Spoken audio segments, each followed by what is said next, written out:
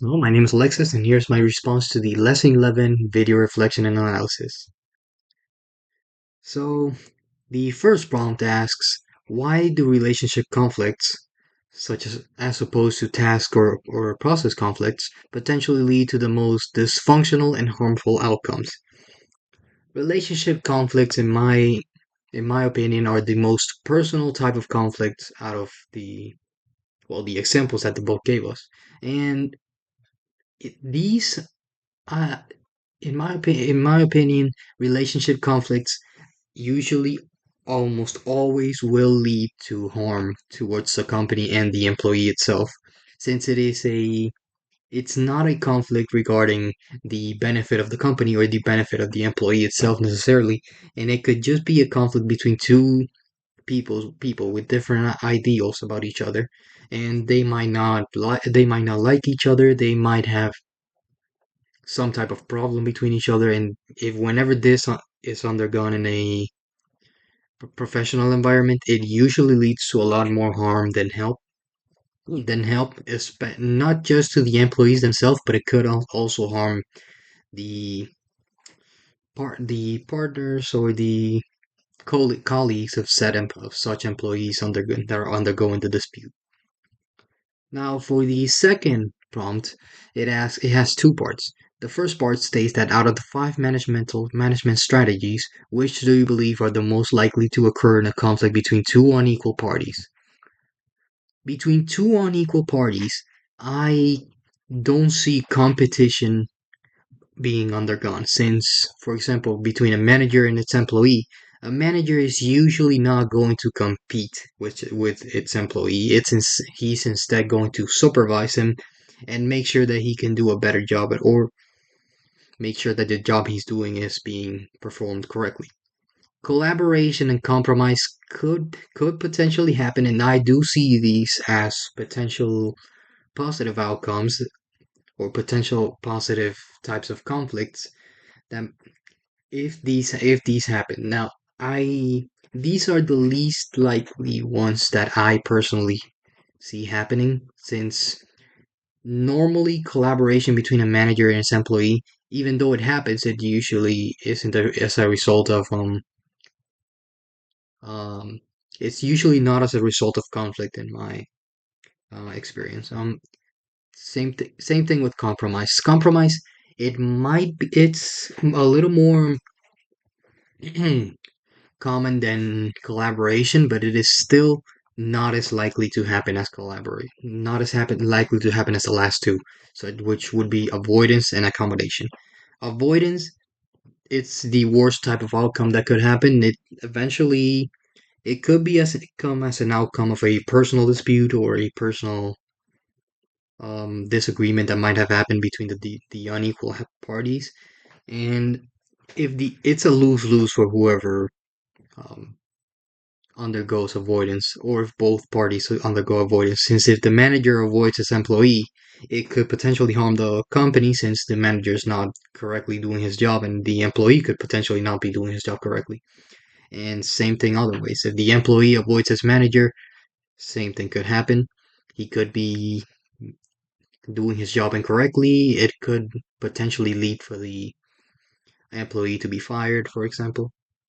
But in my opinion, the best possible outcome would be accommodations, which would be to adjust to one's point of view and to one's views as a result of the conflict that just underwent, and it would be kind of like a positive way to resolve said conflict.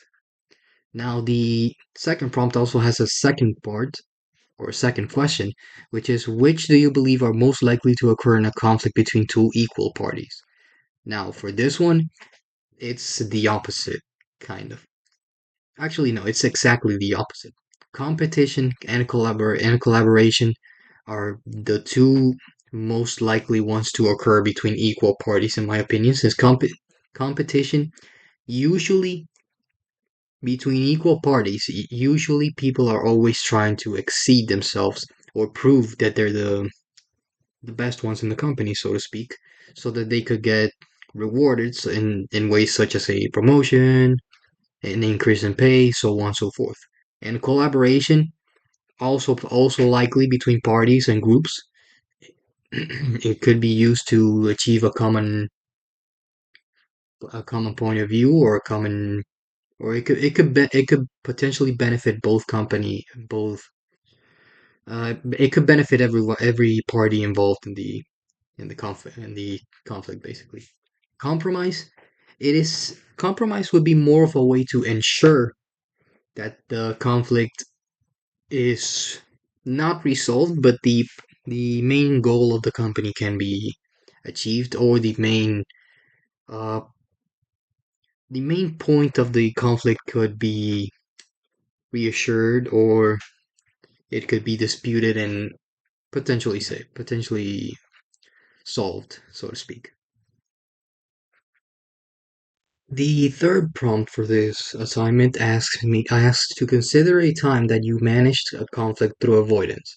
And the main um the main moment that I can think of was a time back in high school when I was doing a group assignment with some students, some colleagues, and we had a disagree. I had a disagreement with one of other colleague, mostly regarding his lack of he didn't contribute. In my opinion, during that time, in my opinion, I believe that he didn't contribute enough to the group, which it really made me mad because if in my opinion, if we are in a group, everybody should get their fair share. Maybe sometimes it might not be fair. Like sometimes maybe I'm gonna get a bit less and someone else is gonna get a little bit more work. But it shouldn't be continuously somebody does little to nothing in the group and everyone else just works until exhaustion or until they do the great majority of the assignment. And that particular person refused to admit that he was doing the least amount of work possible. He was to barely just get over with it. So I discussed with him. I told him that I did not enjoy working with him because he didn't really do much. And like I said, he was still in denial. He did not want to accept this um this fact about himself.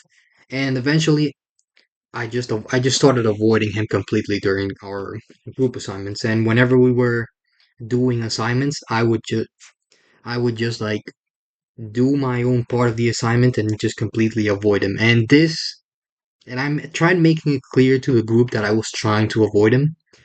And this essentially just made everything worse. It did not solve the situation at all. It did not make the conflict any better because of what this led to was tension building up inside the group, not just between me and that coworker, but between everyone.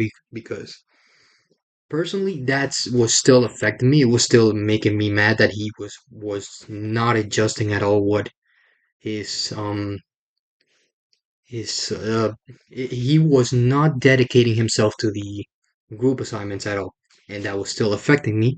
And because I was avoiding the issue, it not only made the group feel like I was it raised tensions in the group, but it didn't not only raise tensions in the group, it also made me personally take even more. It made me get more heated up and more angry at him because I was trying to avoid him. Obviously, it didn't work, and nothing was changing at all. So, in the end, once I finally stopped avoiding him and once we argued again, it was much worse than the first time that we argued. And in the end, we did solve the situation. We finally started giving him more work, and he eventually started catching up to us in how much in percentage wise how much work we were doing in the group per person per individual. But I do not recommend avoidance at all. It is something that It's gonna sound a little bit weird, but avoidance should be avoided at all times.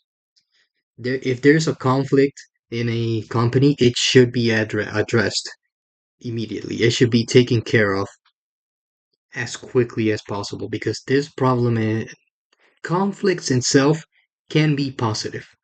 However, it is inevitable that there are going to be personal and more direct conflicts inside a company, within a group, within a team.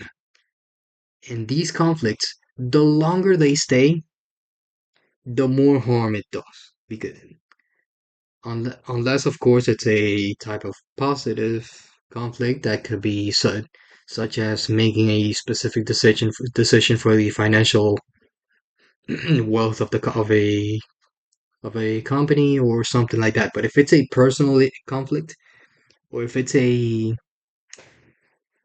if it's a more personal conflict, a more conflict directed to a person specifically and the way that he or she acts, or the patterns that they're taking, then that situation should be accounted for, should be solved, or should be it should be it should be this type of conflict should be left behind and should not be mentioned much, or it should be mentioned once, resolved, and then keep on going with your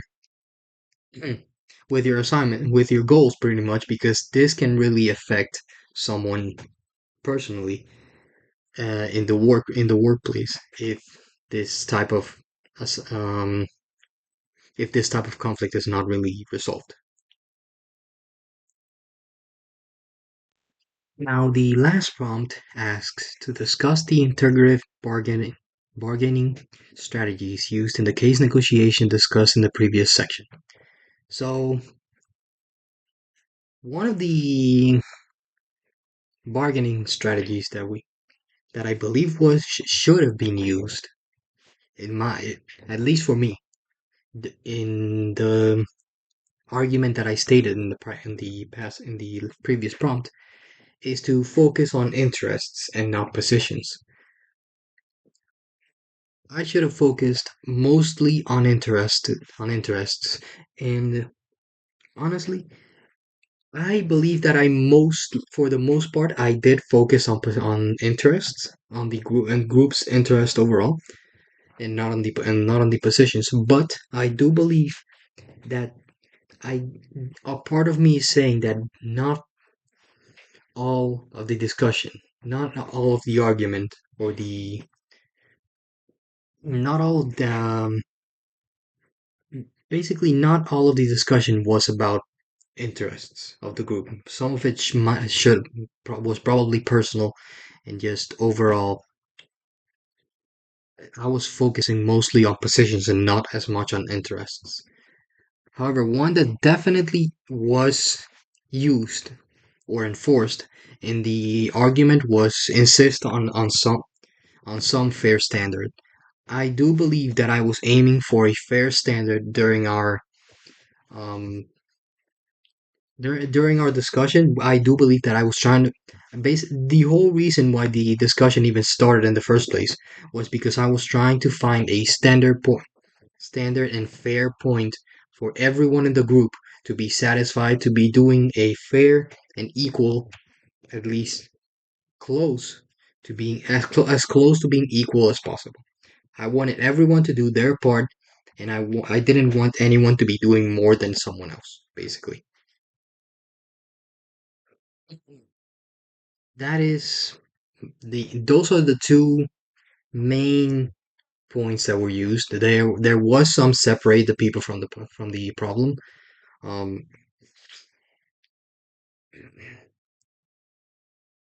yeah, there was definitely we were trying to focus mostly on the facts, but eventually the argument eventually did lead to some emotion being influenced in the